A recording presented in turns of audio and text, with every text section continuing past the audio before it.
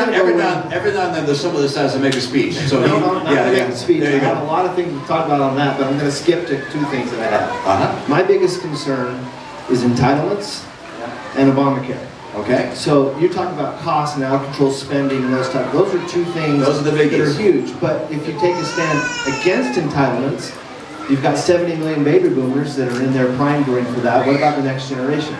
What about privatizing maybe those type of investments where we have a choice to what we want to be able to use because it goes into a black hole now, not being spent. So on that one, I want to talk about entitlements because I worry about that 2034 if it's real money.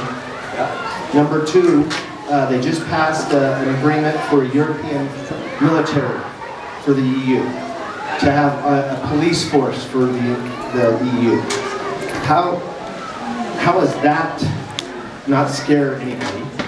First of all, when they start expanding together and say, they just passed it, if you look it up, it was Well, it is the EU. I know, and that's what worries about me, especially with Germany not being able to have arms and those things. Germany is an ally.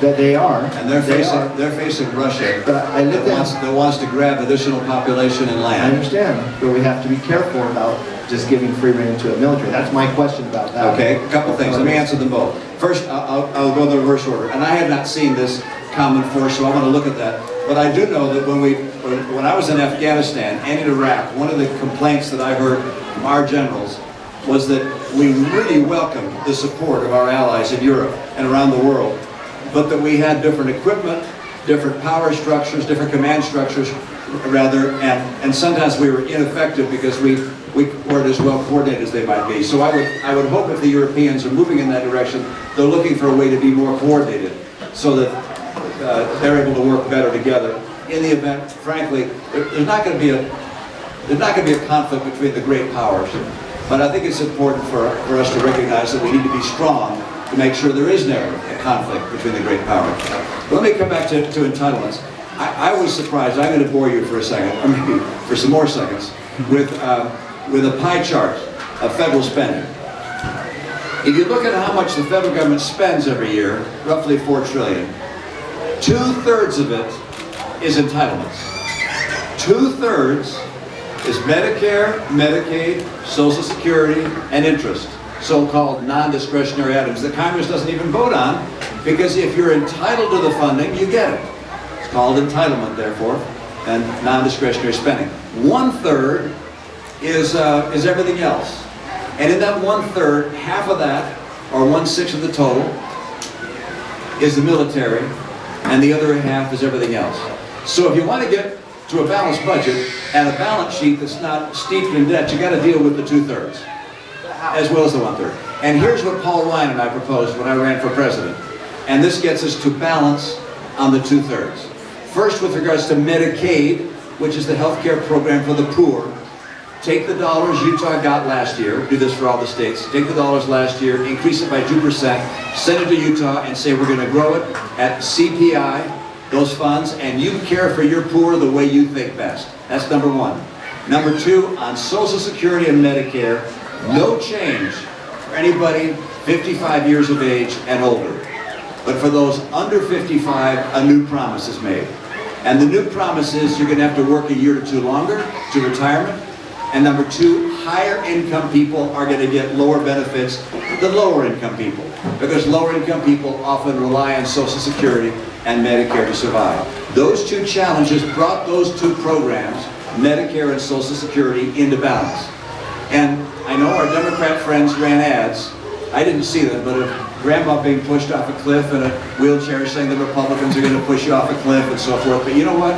Paul Ryan and I won among people 65 years of age and older. So people who are retired looked at our proposal and said, you know, despite what we're seeing in these ads from your opposition, we recognize the need to change these programs going forward. So I believe that we can get there. And I'm going to fight to do just that very thing. But I know there's very little appetite for taking on these issues, and it's one of the issues I'm certainly going to be committed to taking on. And by the way, on the other programs, the 1/3 that's military and everything else, I take a lot of federal programs and simply shut them down and give the money back to the state. When I was running for president, we counted 47 different job training programs at the federal level. We said, you know what? let's close them all down and just give the money to the states and say you run these in the way you think best. And you know what we do? We have people go to community college here, or UVU, or wherever it is, Weber State, or wherever else they'd like to go. So I think those things will get us on track to a balanced budget. And I also think you're going to see our economy grow a little faster than it's been growing over the last several years, which helps out as well. You guys, I've got one more thing I want to tell you. No, actually two. I want to begin by saying this, which is, and I'm going to say this again tomorrow night, but I just wanted to mention it to you tonight. And that is, after the 2016 campaign was over, I spent some time thinking about the word great, because it was a centerpiece of the president's campaign. He said, let's make America great again. The Democrats said, we're already great. So I thought, what does it mean to be a great country?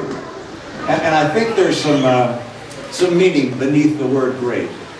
I think to be a great country, you have to be a strong country. I think it's very hard to be a very, very small country without a military or a strong economy and be considered a great country. Perhaps a wonderful place, but greatness suggests strength, and we're certainly strong. No military is strong as ours. No economy is strong as ours. But there's another dimension of greatness, and that's being good. I think when a country is designated as being a great country, it's because it's not only strong, but also because it's good. And America is good. I had the occasion, when I was serving as governor, to meet with Shimon Peres, who at the time was president of Israel. And we were talking about our military involvement in Iraq. And going back and forth, and he said, stop, Governor, I need to put this into context. He said, America is the greatest nation in the history of the earth. He said, whenever there's been conflict between two nations, the nation that wins takes land from the nation that loses. Because land is the source of value on the planet, strategically, economically. He said, one nation in history has laid down the lives of hundreds of thousands of its sons and daughters and taken no land. America. The only land we took was enough land to bury our dead. America, he said, is the greatest nation in the history of the earth. And I believe that. And I believe this is a great state. For many of the same reasons. We're strong, we're fastest growing state in America.